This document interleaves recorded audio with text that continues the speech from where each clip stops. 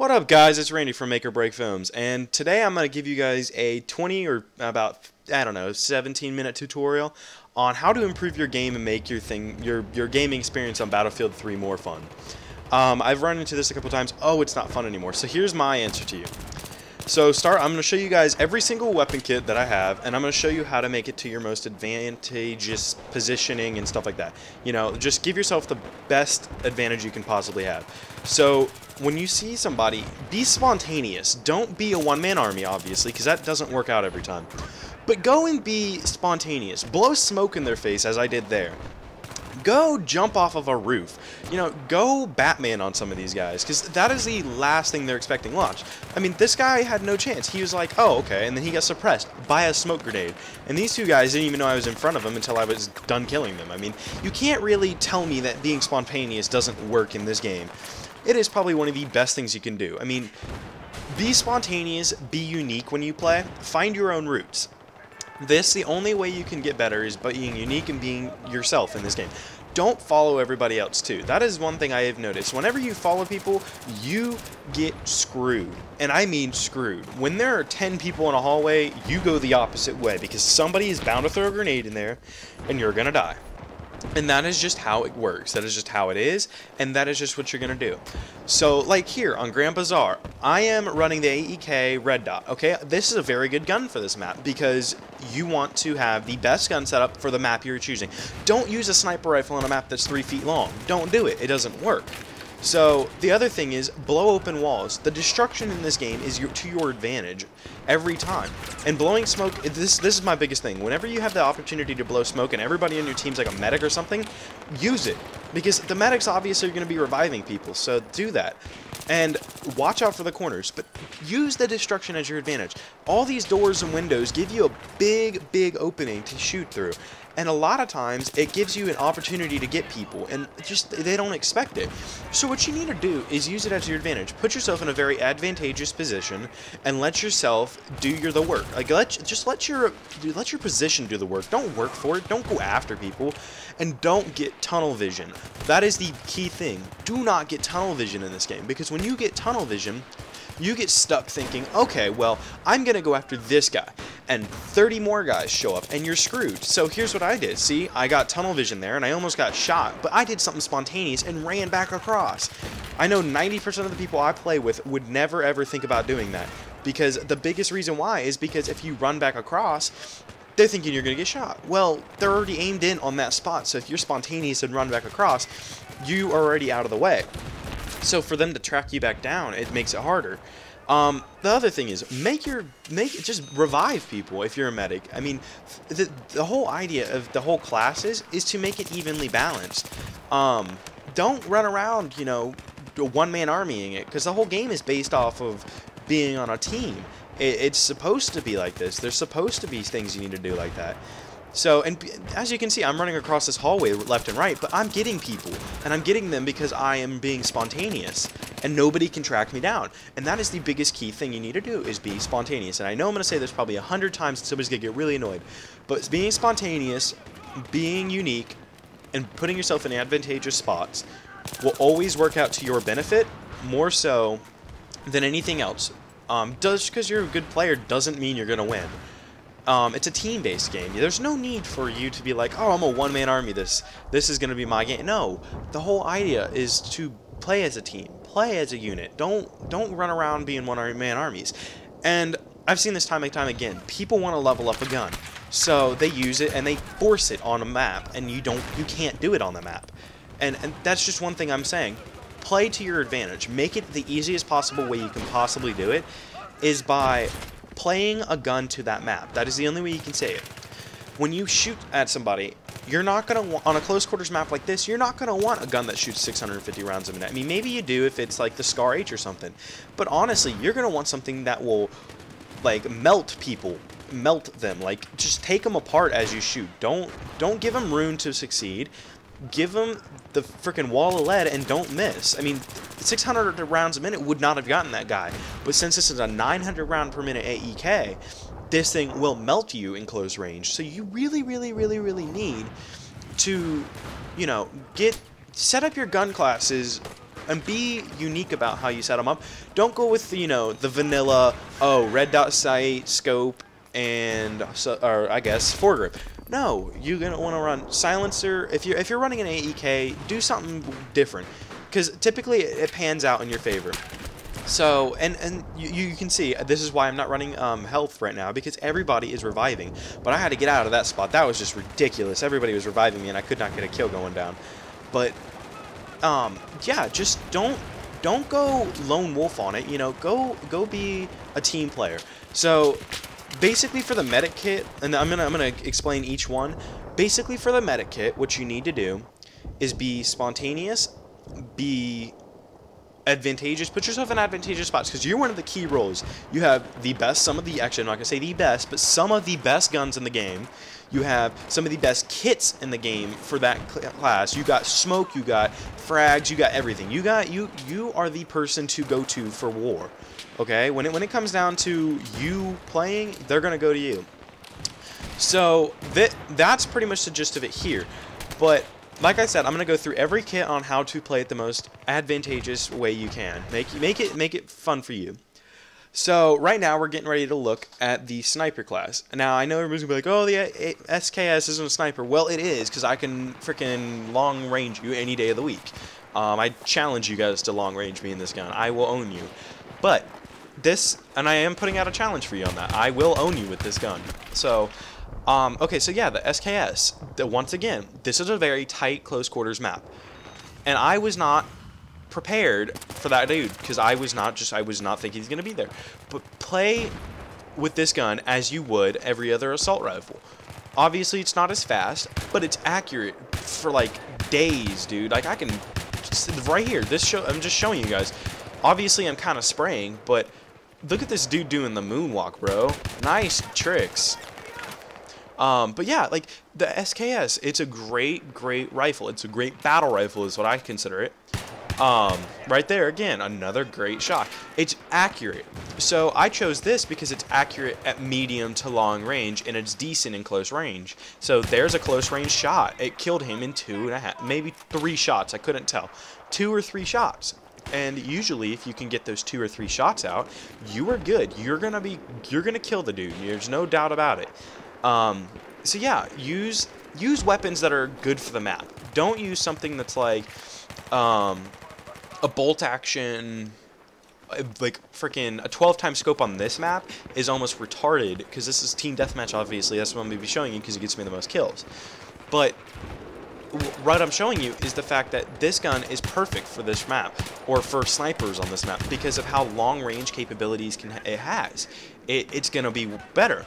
And don't confine yourself to being good with just one weapon. That is the key thing. Don't confine yourself. I mean, I'm obviously running out of ammo, so I'm kind of freaking out at this point. When I was playing, I was like, okay, I'm out of ammo, I'm gonna die, something's gonna happen, I don't know. And me being good with a whole lot of weapons ends up paying off. After I do a little bit of parkour to get all through this, I'm kind of stuck in here because I didn't know what I was doing, because as you can see, I'm trying to hide, I'm trying to find a spot to look. But finding the fact that you know how to use specific weapons, and knowing the fact that you are good with them. I mean, you see me pick up an ump, okay, a UMP 45 for you guys that don't say ump. It helps out. The biggest thing is be good with multiple sets of weapons. Don't confine yourself to one specific weapon. Know your surroundings, and know that people are going to try to come and kill you. Okay, that's a kind of a given, but know how to counter that. Snipers come with motion sensors. The tugs, the MAV are 2 of the biggest ones I would ever use. I mean, I don't think I ever have anything else equipped. The biggest reason why is because both of them come with a motion sensor on there. And when they both have a motion sensor, that means they both pick up enemies. So as you can see, I have mine set down. And what you're seeing me do is see on my mini-map where they are. And this guy, I thought he was up here because he was hidden so well, but I was like, oh, okay. And then I looked down and he's like, oh, okay. So I see him right there. But use your surroundings, and on snipers, try to be somewhat spontaneous. Don't be so crazy that you become, it makes it unfun for you because you end up dying a whole lot more. But play the game. Don't play the freaking kit. Yeah, I mean, don't try to force something on a map that's not necessary. And whatever you do, do this. don't get into a squad like this. Look at how many people are behind this freaking wall. Oh my god. Talk about a lot of people. There's like the whole entire squad's back there. And I'm not even kidding when I say that. The entire team was back there. And I don't know what our tank was doing. He should have gone back there and killed them all. But, you know, don't be part of that cluster right there. Don't be, you know, stupid enough to get into that. So, and then moving on now to the engineer kit. Once again, you're going to want to play this gun in medium to short range. This is what the gun is designed for. Most of the weapons in this kit, all kit weapons do not count, obviously, but most of the weapons in this kit obviously are used for short range. So you're going to want to use this weapon as short range. You're going to want fast firing weapons. If you have the G18, it's more preferable. But like I said, see how I'm in a group? That's not where I wanted to be. So as you can see, I take off running. I'm like, okay, I'm not going to stay there. That's not going to work out for me. So yeah, and hip fire. Once again, hip fire for the win. Hip fire is your friend. And being spontaneous like I was here gets you kills like this and kills like that. And wait for it, wait for it, wait for it. And one extra. 3, 2, 1, and gone.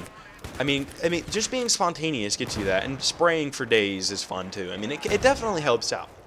So we're going to be moving on to one of the kits that I don't see leveled up enough, and it is the support kit. And it really doesn't get played enough as it should. I mean, I see people sitting back and I appreciate them, but you have 100+ rounds, bro. Come on now, bro, Cookie. You kind of have to, you know, play the kit in open fire. It only makes sense. I mean, it's kind of stupid not to. Yeah, I mean, play this kit as you would any other kit that you hipfire with. Only imagine yourself having worse hipfire, more bullets. That is the biggest thing. Having more bullets is your key. I mean, as you can see, I don't even aim down sight at times because I'm like, well, I'm just so close. 100 rounds is going to go into them either way. So, yeah, I mean, the biggest thing is play as a big, overpowered M4. Just play it as a big, overpowered M4.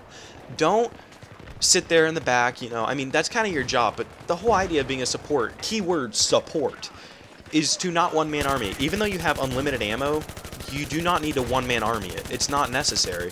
And on things that you can get, like, extra ammo on, screw not having, like, a flash suppressor. Dude, when you have 200 rounds, who the heck cares if you have a freaking recoil? Doesn't matter. You have 200 rounds to adjust. So, I mean, it only makes sense for you to run the most efficient kit for you to run. It only makes sense for you to use the kit to its advantage. Whenever you do that, it kind of helps the team out either way. But throw down, like, you know, throw down crack packs, throw down ammo packs. I mean, come on now.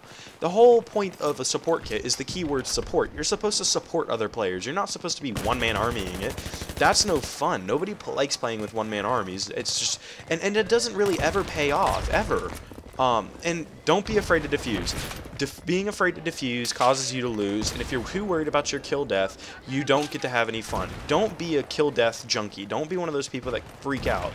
My kill death is like a 0.95, and I've been playing for like a week and a half. Okay, I have like 2K kills, and that's on PC. And it doesn't matter to me. I like playing the game because I like to play in the game. So the biggest thing is play as you would play any other game. Play for the fun, not for the kills. And if you're going for kills, use the kit to your advantage. So you want to run support. Okay, well, as you can see, I'm running the M249, foregrip, extended mags, and Cobra sight. That's the best kit setup for close range to me, because I know how to manage the recoil, I know how to manage the all-around, just the movement of the gun is easier for me. The Cobra sight gets me the clear line of sight that I can see, and it also allows me to adjust my recoil just enough to be pinpoint accurate. So, yeah, and I mean, use your cover to your use your cover to your advantage. Don't play where you're behind one object the entire time. Puppy guarding a certain area, if you guys know what that means. Don't puppy guard is pretty much my biggest thing. Don't sit there and, you know, just camp your butt off. There's no need for that. You want to be spontaneous. You want to be good at the game. I mean, obviously, everybody wants to be good at a game. Well, to be good, you have to put yourself out there into new scenarios, and it'll give you occasionally. Sometimes it pays off in big dividends. I mean, honestly, sometimes you will never, ever, ever, ever get any better without being put into a position you don't want to be in.